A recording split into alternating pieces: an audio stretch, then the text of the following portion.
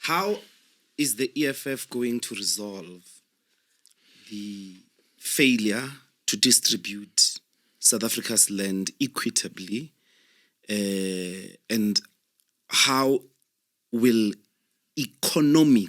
how will growth be generated at the same time out of the use of the land? You know, the most correct approach which we repeat, that is repeated in the manifesto of the EFF, is the approach to land redistribution in South Africa.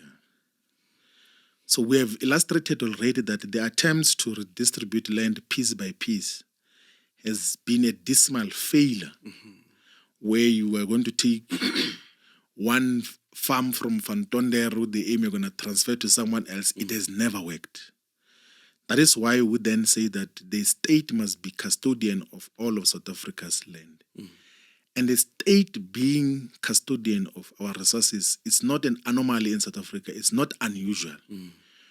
So through the Minerals and Petroleum Resources Development Act, which came into action in 2004, was passed in 2002, but came into action in 2004, all the mineral and petroleum resources in South Africa are under the custodianship of the state, and whoever wants to explore those and bring economic value out of them needs the permission of the state. That is the minerals and petroleum resources, worth trillions of US dollars, by the way.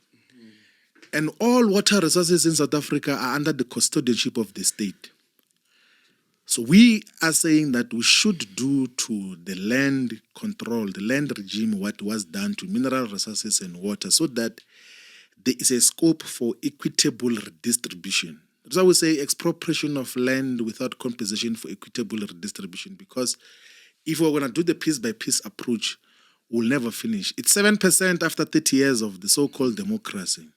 So it means that to achieve that 30%, we'll need 90 years.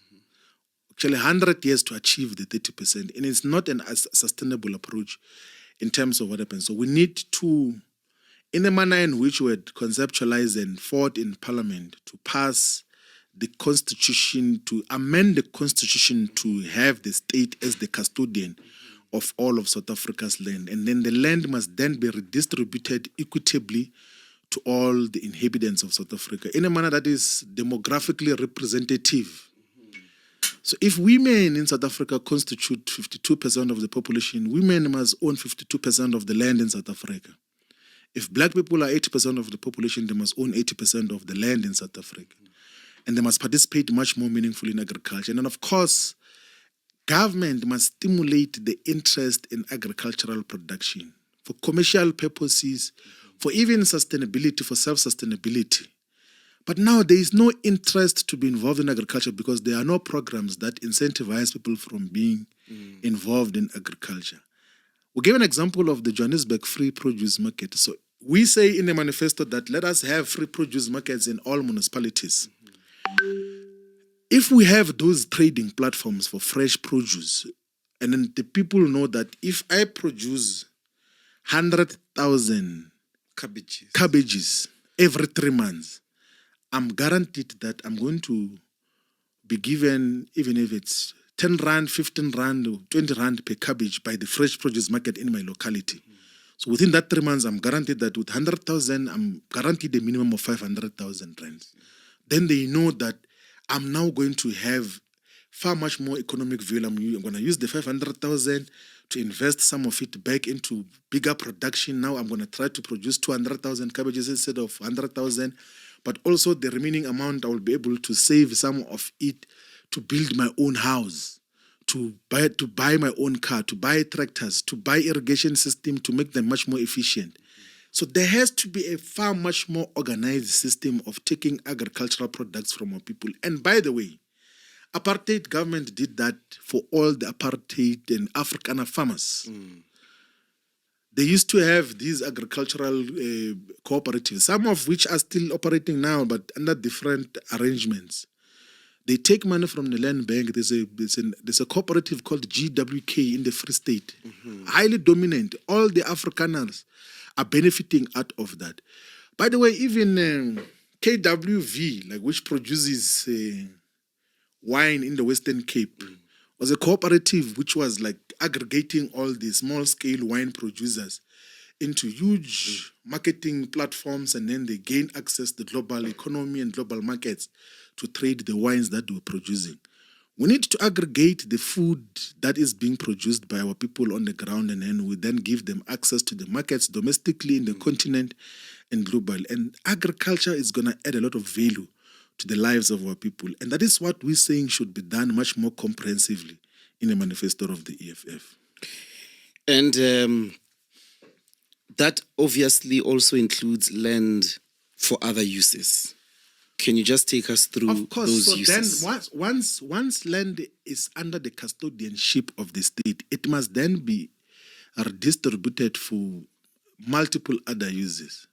So once we zone land for educational purposes to build schools and universities, why would you want to buy land to build schools, and which is going to be for collective benefit? It's for public use. I mean, like even the Constitution, despite not being very progressive, it says that there must be clarity of legislation on expropriation for public purposes and for public use. So then we must be able to provide land for educational purposes, but also for religious purposes. I mean, the regime under apartheid used to deny black churches access to land. They used to give white churches land easily, like the churches that were owned and controlled by white people will be given land for free.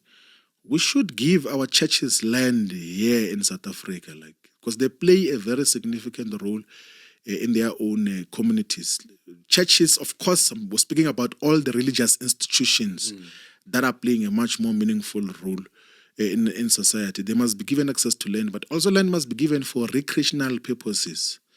So whenever there's a settlement that is established elsewhere, there must be a park, there must be a sports field, there must be something that is utilized much more meaningfully in terms of what is required. So, but that can only happen once we've got collective ownership and custodianship of the land. The piece-by-piece approach is not sustainable, will lead to multiple litigations where the so-called occupiers of the pieces of land will take government to court. You will stay there for 15, 20 years. Actually, like when we're discussing this issue in Parliament, there was an illustration where one farm owner refused an electricity power line to pass his farm. And government had to go to court. It was resolved after 15 years. In terms of what gets to happen. So the custodianship will give the state the power and the collective capacity to drive collective development for everyone. And of course, there has to be measures that are preventing the abuse of state custodianship of the land, where people are going to threaten the security of tenure for those who have been given land, particularly for residential purposes. You can't, as a government, when you have given people land for household purposes, and then you say, because I'm the custodian, tomorrow I want this land for something else. No.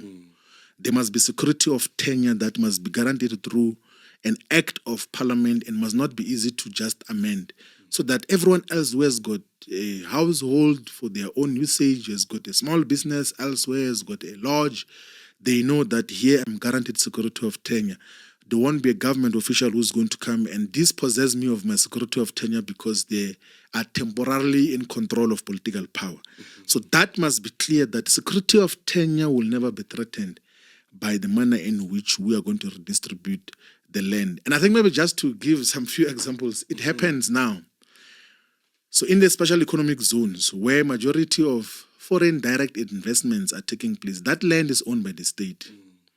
But when those investors come there to invest, they're given building allowances and basic resources, and then they sign a document that gives them security of tenure, that you are Ford, you are FAW in Kucha Trade Port or in Dube Trade Port in KwaZulu-Natal.